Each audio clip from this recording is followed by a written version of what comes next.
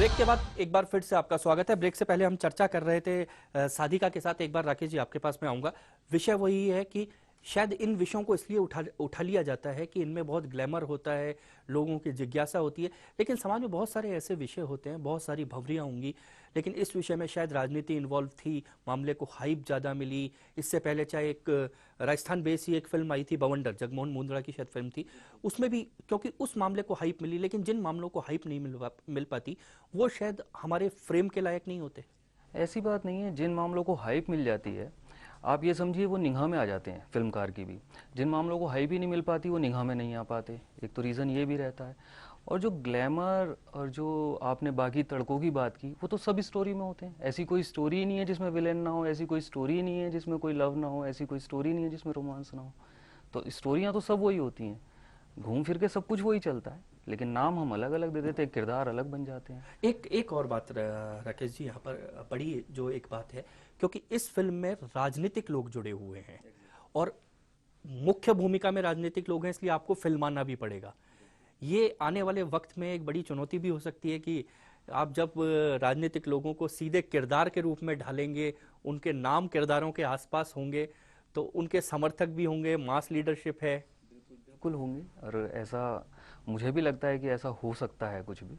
लेकिन फिर भी देखिए, फिल्मकार का काम तो है फिल्माना। इतनी तो हम लोगों को वो मिलनी चाहिए छूट कि हम फिल्मा सकें।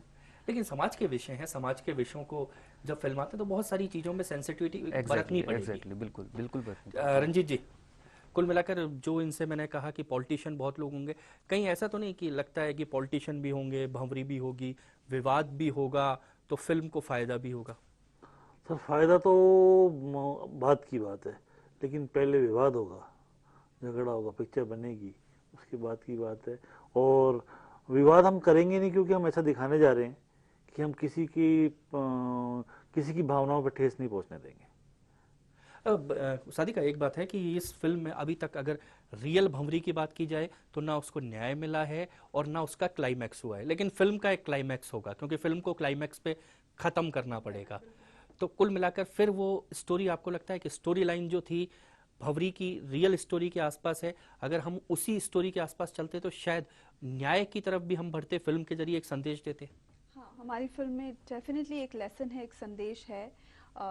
जैसा कि मैंने आपको बताया, मैंने काफ़ी कुछ जब पता किया है, तो भंवरी एक अच्छी सोल ज़रूर थी, बट एक महत्वाकांक्षी महिला थी। बट क्योंकि उन्होंने रास्ता गलत चुना अपनी महत्वाकांक्षाओं को, अपनी इच्छाओं को पूरा करने के लिए, तो अंजाम उनका थोड़ा बुरा हुआ। ये बात ज़रूर है कि अगर आप गलत रास्ता चुनेंगे तो आपका अंजाम अच्छा, रिजल्ट अच्छा नहीं आएगा। तो ये हमारी फिल्म का लेसन भी है। और न्याय की जहाँ तक बात है, तो न्याय तो अभी भी चल रहा है, केस स्टिल ऑन। काफ़ी चीज़ें, कभी रोज़ एक ना एक न्यूज़ मिलती ही है।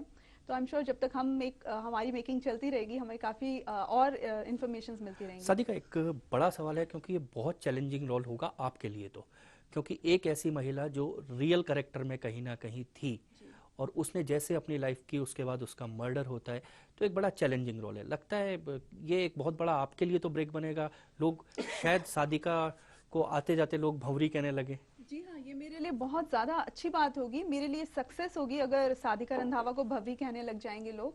मुझे बहुत क्योंकि एक आर्टिस्ट के लिए इससे अच्छी कोई न्यूज़ नहीं हो सकती कि उसकी एज एन आर्टिस्ट, एज उसकी कला को इतना ज़्यादा सराहा गया कि उसको कैरेक्टर के नाम से बुलाया जाए। तो ये मुझे तो बहुत खुशी तो होगी। राजनीतिक लोग भी बहुत सारे फिल्म को आप मानती हैं कि देखना चाहिए राजनीतिक लोगों को, जो पॉलिटिक्स से जुड़े लोग हैं?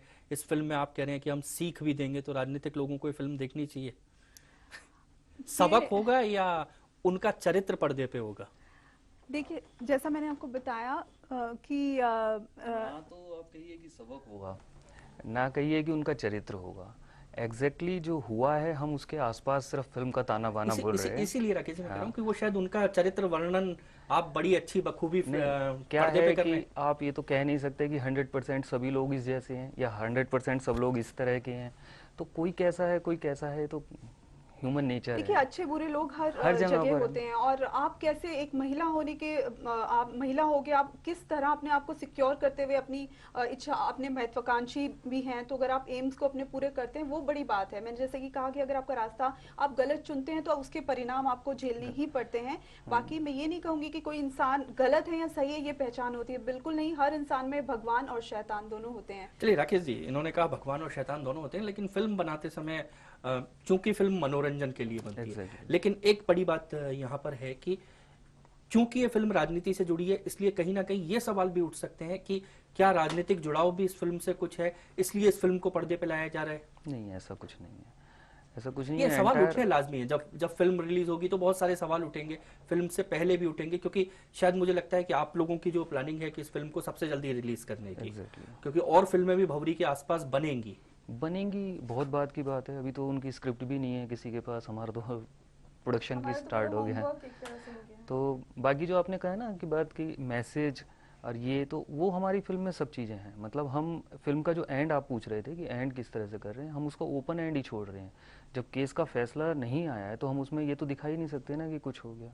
एंड हम यही छोड़ रहे हैं कि अगर बुरा किया है किसी ने तो उसके साथ बुरा होगा, अगर किसी ने भला किया है तो उसके साथ भला होगा। रामायण, गीता, महाभारत सब में यही है। रंजीत जी, मैं वही सवाल एक थोड़ा सा अधूरा रह गया, राकेश जी ने छोड़ दिया। वो क्लाइमैक्स जैसे इन्होंने अधूरा छोड़ा, मेरा जवाब भी छोड़ दिया।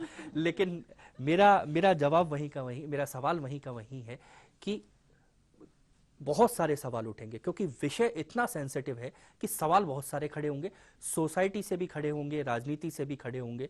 ये आप लोगों को फेस करना है आने वाले दिनों में।